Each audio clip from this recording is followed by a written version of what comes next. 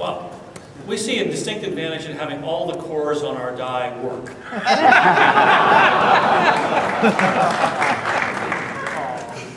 Okay.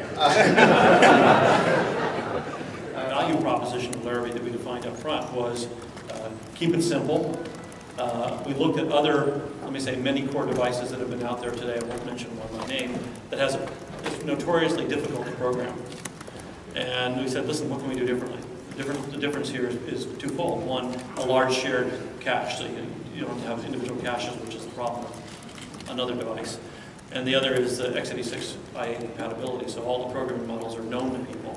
So we think that a combination of us pushing the integrated graphics stuff up, particularly as it integrates with the microprocessor, and building the pipeline for Larrabee gives us plenty of software headroom here.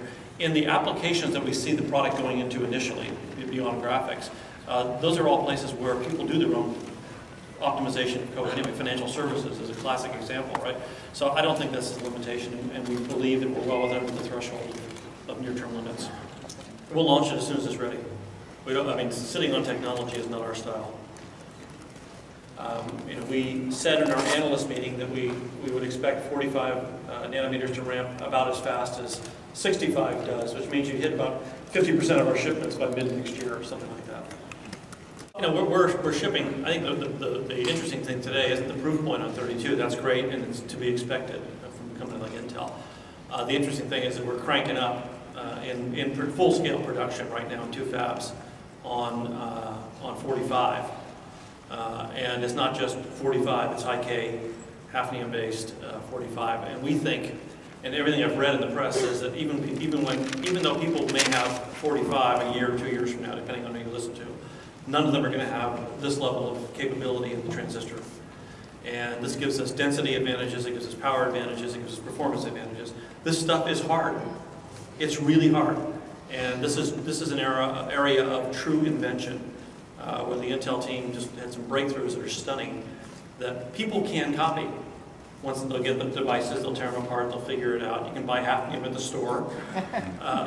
But the trade secrets behind it and how the equipment is applied and the know-how to lay these transistors down in large scale is really unique, and we think this is a sustainable competitive advantage. If you look at the history of Intel, we supply products to anyone who's building chips, right? So the more the merrier here is kind of my view. There's 2 things that I think are new. One is that Classmate's now in production, and it's a proof point, and it's gaining some traction. OLPC is moving towards production, and we're happy to be in that. They have slightly different use models. Classmate is designed around a teacher's paradigm, and the software that's loaded with it is focused on a teacher-intensive training environment and so forth. The OLPC is focused on internet immersion and self-learning, a different teaching environment for different, in some cases, age groups or places. They both have validity, and that's why one of the reasons we wanted to share in that. The ASUS product, I think, is much more of a first PC for people. I don't know that it'll show up in school districts or families. It may, but to me, I think this is more of a someone buys it for their kid the first time, or someone in India that can't afford a $1,000 laptop may want to buy a $200 laptop that has adequate performance and ultimately grows up from there. We haven't backed off in our efforts there. We have some products going into trials now. They're focused on the personal health care segments of the market. We are, of course, still pushing hard on internet-based standards. So today there's a new announcement of Dossier that has to do with new members joining that, new companies joining that for their employee base.